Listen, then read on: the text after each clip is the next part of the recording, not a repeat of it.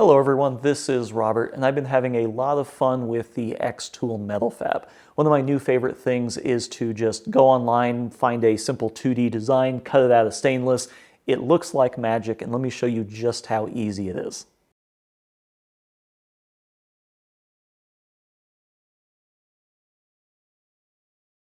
So the first thing that you're going to need is some sort of design to cut out. You can obviously create your own, but I'm not an artist, so that is out of the question for me.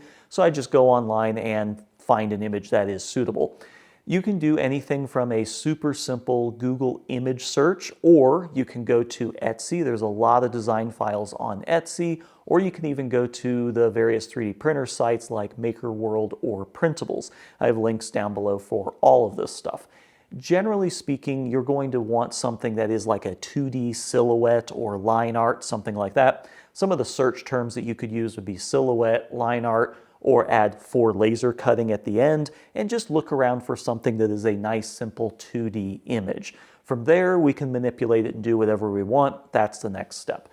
However, make sure that whatever file you're getting is suitable for commercial use. If you're using it for your own personal benefit, that's fine, but if you're going to be selling this, you're going to need to make sure that it has the appropriate license with it.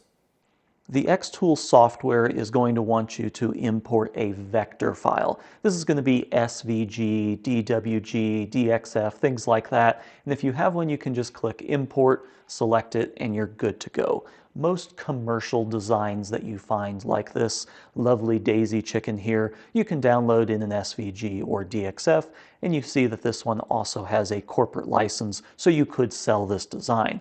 But what about designs that don't have the option for an SVG, like something you might find on MakerWorld, for instance?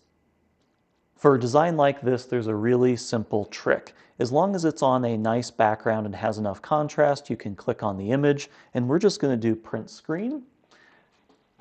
And then we're going to draw a rectangle around the design.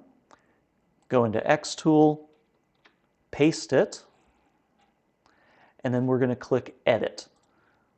Then we're going to click Trace, and that will trace this image. We can hit Save, and you can see there's a little bit, move this away, delete this. You can see there's a little piece down there that we don't want. So we're going to click this again, and then we're going to Edit, and now we can edit the vector. So we just simply select one of these nodes, hit delete, hit delete, hit delete, until that goes away, and there we go. There's our design. Now, what if you don't have a nice clean image of the file? So this particular design really doesn't have great contrast in the image. It might be kind of offset or skewed a little bit. We could try the screenshot trick, but it might not get all the detail just right. Thankfully, there's an STL since this is on printables. We can download the STL, go to an online STL viewer, put that in, and then basically just repeat the same process as before. We'll just zoom in a little bit, do print screen, select this, go into xTool, paste it, and then we can edit the design, trace, and this actually works surprisingly well. Even for really complex designs like this, it comes out just fine. And now we want to remove the original image, and then we're going to just take that border away by clicking Edit, selecting these nodes, and hitting Delete, Delete, Delete, Delete.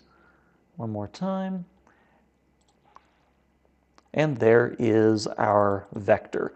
And also from here, you can edit and then select all these various nodes and add different features, add different lines. It's really that simple. So now that we have our vector design, we can actually start cutting it. So I'm going to connect to the laser. And as soon as you connect to the laser, it's going to take an image, and it's going to show us what's on the build plate. I have a piece of stainless on there that's partially cut, so we need to scale this way down. We can just do it like that. I'm going to try and nestle it in like this. You can also use their like smart feature to kind of do this automatically, but I kind of like doing it manually.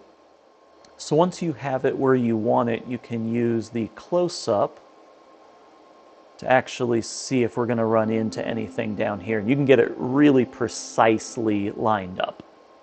The dual cameras makes it really nice to line stuff up like this, and I found it is very, very precise. You can get very close to other objects without worrying that it's going to overlap or interfere in some way. Okay, so that looks good. So now we need to do a few things. We are going to be cutting, so I'm just going to set this to cutting. For the material, this is 1mm 304 stainless. This is one of my favorite materials for doing stuff like this. It's relatively cheap. You can get on Amazon. And then we're going to use the compressor, and we're going to use the 2mm cutting nozzle, and our reference settings are already set, so that's pretty much all we need to do. So before we start this job, we do need to calibrate the capacitive sensor. This will basically touch on the workpiece and make sure that the height is set properly. It's always going to take an image first just to give us a preview of what's there, and then it will give us a little selection to where we can choose where we want to focus. So I'm going to do right in the middle, and it will move the head over and actually touch off of the material and make sure that the height is correct. Okay, so once that's done, we can click Process. We just need to make sure that our focus is set to -1, which it probably already is, and we have the right nozzle, and our air pressure is set to 87, so we should be good to go there. So we'll just click Start.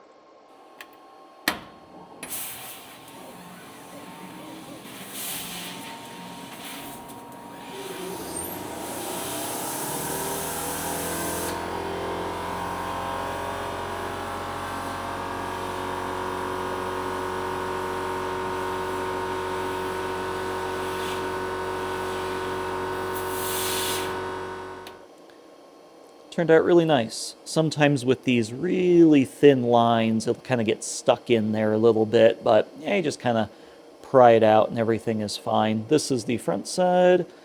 There's the back side.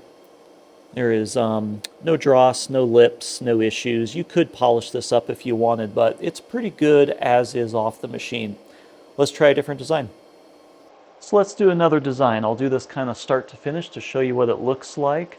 This file does have an SVG, but honestly, I like the print screen a little bit better. I can just do that. Select it, go into xTool, paste it. Got my file, edit, trace.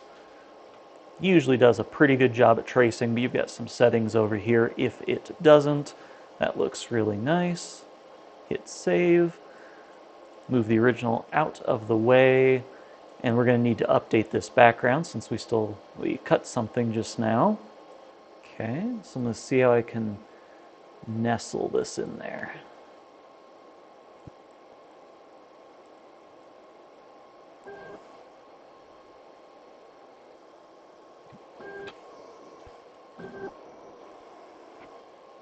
Okay, we're good to go. As you can see, I finally got brave enough to put my camera inside the laser enclosure while it's running. The footage is so much better than trying to film outside the machine. I am a little bit worried about stray laser beams and the sparks, but hey, you gotta make that footage, right? I'm always so surprised at how quickly and cleanly this 1mm stainless cuts on the machine. It's just a perfect pairing for it, and for little designs like this, it's just the best thing. You can go up to like a 2mm or 3mm, and they do cut equally well. It's just the speed at which this cuts is really impressive to see, and for little designs like that, it's just perfect. It didn't happen with this particular file, but sometimes when you have a design that has a lot of little cutouts like this, the parts won't always fall completely through. They might get hung up on something, and then the laser head will collide against them. Thankfully, the laser has a detection mechanism for this, so as soon as it touches something, it will immediately stop, go into a pause state, and then it will tell you in the software you can clear out that piece, and then hit resume, and it's like it never happened, so it's pretty slick. One of the things I didn't realize before I got this laser is just how small the kerf is. The kerf is basically the width of the material that you're removing, and because it's so small, sometimes it can be difficult to remove the part afterwards because there's really just not that much material removed between the stock and the part, so it's kind of still locked in there. It's fully cut through, but because of the geometry, it's just really hard to wiggle out of place. I'm always amazed by the level of detail this thing can produce, especially at that speed. Everything looks really crisp and sharp. Look at that. Turned out really nice. Really cool model. I've been having a lot of fun with this, and if you've been following my channel at all, you know that this is not typically the type of thing that I do. I've owned, I think, 4 CO2 lasers over the years, and I've never once done something like this out of wood or plywood or acrylic. It just isn't my thing. But the xTool has been a lot of fun to play around with, and I'm definitely going to start using it for more of my own types of projects. But I thought this would be a good example of just how easy it is to find something online, import it in, make a couple modifications, and then quickly cut it out. It's just really cool. So hopefully you got something out of this video. If you have any questions or comments, please leave them down below. Thanks for watching, and see you in the next video. Bye.